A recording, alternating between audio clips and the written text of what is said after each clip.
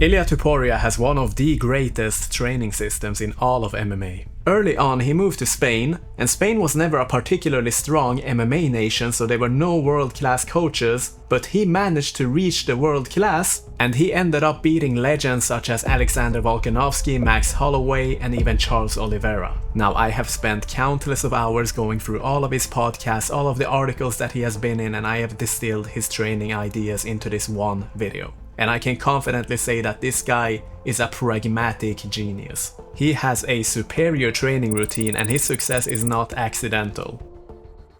Ilia Topuria's sport journey began with Greco-Roman wrestling, first in Germany and then he continued it in Georgia. So not only one of the greatest and physically demanding sports in the world, but also in one of the strongest nations in Greco-Roman wrestling. And one thing that I cannot mention enough is how valuable Greco-Roman wrestling is as a base for MMA. I cannot recall one time, not even one time, where I have seen a Greco-Roman wrestler who is not a physical beast. You just have to understand that a lifetime of upper body clinching, reverse lifting, and basically performing Olympic lifts with a human being, that has to turn you into a beast. Now, I have all the respect in the world for freestyle wrestlers, I have background in the sport myself, but Greco-Romans, they are a different type of beast when it comes to the physical strength. There are many legends of MMA that had background in Greco-Roman wrestling, such as Dan Henderson, Randy Couture, Alexander Volkanovski's first sport was Greco-Roman wrestling, and even Daniel Cormier and John Jones, they had some background in Greco-Roman wrestling. In their earlier matches you could see a lot of Greco-Roman style techniques being employed.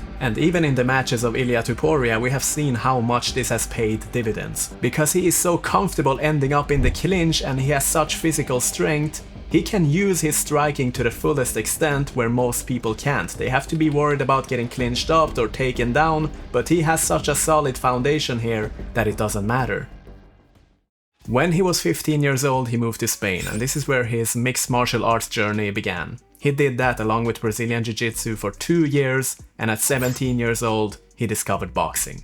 Now, when it comes to his boxing, very interestingly, he implemented a lot of video analysis and he created drills together with his brother that they would practice day in, day out. One of his favorite boxers is Canelo Alvarez, and they also looked at Julio Cesar Chavez. A lot of people, they know the importance of video analysis, but you know, sitting and watching attentively with a piece of paper and a pen, writing down notes, creating drills that you do in and out for many days, for many years, not many people can do that or have the energy for it. This is that superior system. Although he does work with professional boxers and trainers such as Javi Clement, he does spend a ridiculous amount of time going through techniques and drilling and visualizing and planning out the outlines of his training. And this goes to his opponents as well. When he's facing an opponent, such as when he faced Alexander Volkanovski, together with his brother, they went through every single video they could find of him, obsessing over every single detail that might happen. He might misstep here, he might have a superior angle here, and they would create drills out of these and practice them meticulously. The problem with a lot of boxing teams and MMA teams and things like that, they might know what to do, they might have good analytical ability of studying opponents, but they don't implement enough targeted drills of what will realistically happen in the match. So a lot of fighters, they might know what to do, but they are just left figuring it out on their own when they are sparring. They don't engage in so much target-specific situations.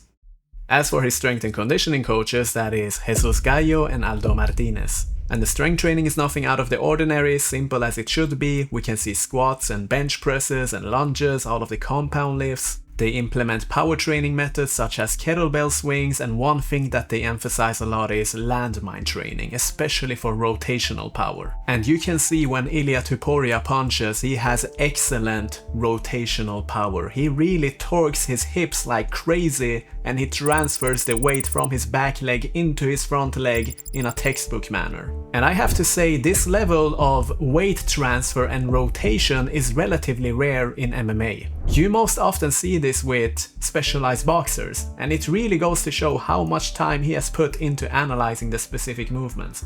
And then they implement a lot of core training. This is the center of your body and it must be robust and strong, not only for power transfer reasons, but also for absorbing body shots, for example. Now, what exactly is the core? When most people think of it, they think it's the abdominals only. So most people, they would just do a couple of sit-ups, call quits and call that core training. No. The core also includes the lower back muscles, the lats, very importantly the glutes, and it even borders into the hamstrings. So when you're training the core, you also need rotational movements, you need good mornings. To target the lats, you need pulling movements, and all of these will be emphasized with a well-rounded strength training intervention. It is not a complex matter at all. As for the conditioning, they perform a lot of high-intensity interval training, which is a gold standard, especially for combat sports. The vast majority of your conditioning, especially when you are in the fighting season, it has to resemble what you're about to face, which is intense, volatile, and random actions.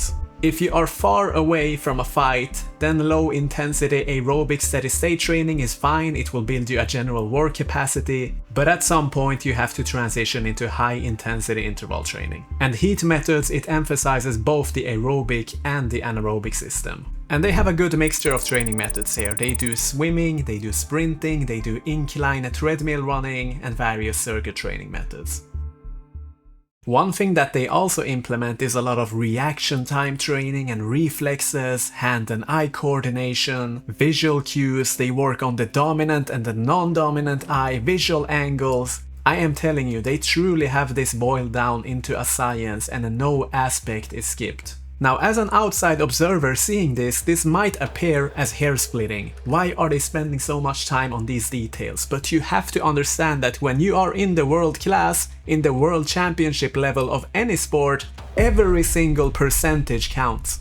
This borders into what you eat, at what time, the dosage, when you go to sleep, how many hours you sleep. Every single conceivable parameter must be maximized. As a world champion, you are a constant target to every single hungry competitor out there. It is not an easy life.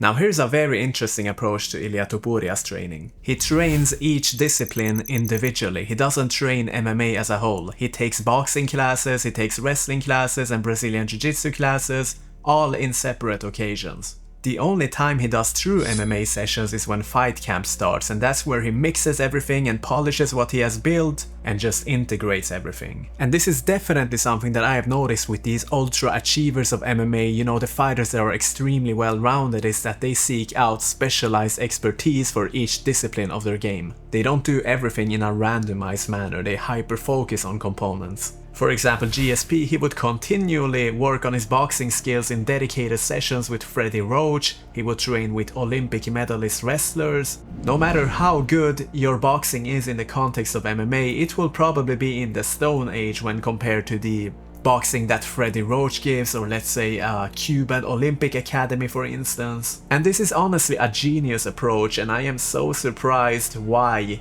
more people are not doing it. You don't have to be a millionaire to do this. If you are a up-and-coming MMA fighter, here is one piece of advice that will revolutionize your game. Instead of just doing MMA every time, go to your local wrestling team or your local amateur boxing team or any specialized facility, okay? I am telling you, if you make guest appearances in your local wrestling team, the wrestlers that you will face there, in all likelihood, they will be miles ahead of the wrestlers you face in MMA teams. If you work with a boxing coach that has lived and eaten boxing his entire life, he will know some tricks in boxing that your MMA coach will not know. And Ilia has excellent body shots, and honestly this is a very underrated weapon in MMA. The times you see MMA fighters use body shots, it is usually a sign that they are working with specialized boxing coaches as well. You know, people always like to rationalize different things. This is MMA, you can get kicked, you can get kneed, you shouldn't go too low. But you know, as soon as something starts working, one fighter finds success with a special technique, then everybody jumps the bandwagon and they stop criticizing. There is no perfect technique, everything is contextual, you can make anything work in MMA because it's a mixed sport.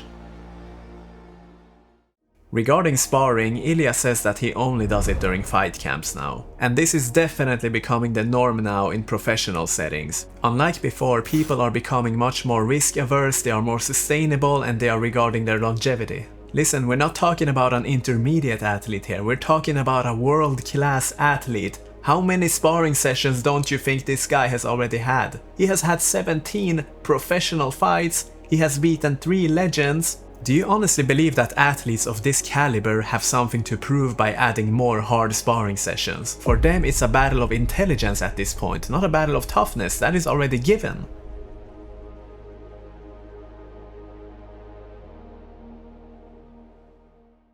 Ilia says that he implements a weekly planning system. Every Sunday he sits down and he plans the entire schedule for the week. And you will notice that the higher the level you get, the more important planning and time management gets. And this is especially important if you're not a millionaire athlete, you don't have a private chef, you don't have a strong support system, then it becomes even more important. You need the punctuality of a CEO of a Fortune 500 company. You need to plan your days to the second. You have your sports, you have your nutrition, you have your strength and conditioning, you have your traveling time. No second can be wasted. Ilia is also a big fan of reading, he says. He reads about 30 minutes every day, which includes self-development books and biographies. And I cannot stress how important reading is. No matter what your aspirations are, there is a biography of someone that has reached that thing you are striving for. Why would you find out through trial and error when you can talk to a person and hang out with a person? That is what you are doing when you are reading a biography. It's like you're sitting there talking and learning from that person, getting advice from them, learning from their mistakes that they made. It's not the same as just listening to a podcast or going through a YouTube video or an Instagram reel. When you read in an undisturbed setting, you have much more time to process everything. You use your imagination and fantasy better. You visualize scenarios. For every single athlete out there, read minimum 10 minutes a day, and then up it to 20, 30 and up to an hour even. Now, a big topic of conversation is his power development, his punching power specifically. Now, by all means, this guy is very powerful and strong. There is no secret to that. But he has also mastered the technical aspects. You can see it in his boxing style, okay? He has very good mass transfer when he's punching, he rotates his hips like crazy, and above all, the timing and the placement. When you hit someone directly on the chin, it wobbles the brain like crazy because it acts as a long lever arm to the AO joint. This is where the skull connects to the spine. So when you get hit on the chin, especially if it is from an angle, it significantly increases the likelihood of a knockout. And you might have heard that the punches you don't see coming are the ones that knock you out. And this is because when you anticipate a punch coming, when you see it, you unconsciously tense up and brace your cervical muscles much better. When you don't see a punch coming, these muscles, they are relaxed, so your head will wobble like crazy even from a light punch. You also might have heard Mike Tyson say, "I always go in with the intent of punching through my opponent. When he's punching the bags, he punches through the bags." Why is that? This is because of the impulse-momentum relationship. This means that you have to finish and extend the punch all the way before bringing it back. If you only tap the target and bring it back too early, you don't allow for all of this force to be applied and transferred into the target. This is known as the impulse, and once again that's dependent on the force you transfer and the time of its application. So if you continue the motion after its contact to a certain extent, then you increase the impulse and you increase the damage. Now don't exaggerate it, don't stay there more than you have to, just finish the entire phase and then bring it back quickly. Now, I have personally worked with boxers that pack dynamite in their punches, and one of the most deciding attributes that they all have is their patience. Lower level and undeveloped combat sports athletes, they are very impatient. They want to kill the opponent with every shot. Elite world-class level fighters like Ilia Topuria, they are so confident in their attributes and they know they only need to be right one time. So they don't need to take crazy risks. They just stay patient, calculate, observe the situation, and when they find their opening, they go for it. It's like a game of poker. You just keep folding until you get a good hand which represents a good opening, and then you just go all in.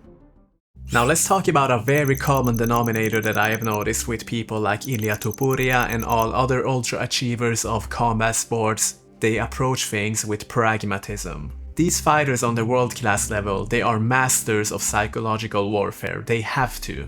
so they have very developed bullshit detectors. I think it's very easy to notice if someone is the real deal or not by the questions they ask, by the things they put their energy on. You know, some people, they over-intellectualize the smallest and most irrelevant details that accounts for peanuts to the overall picture.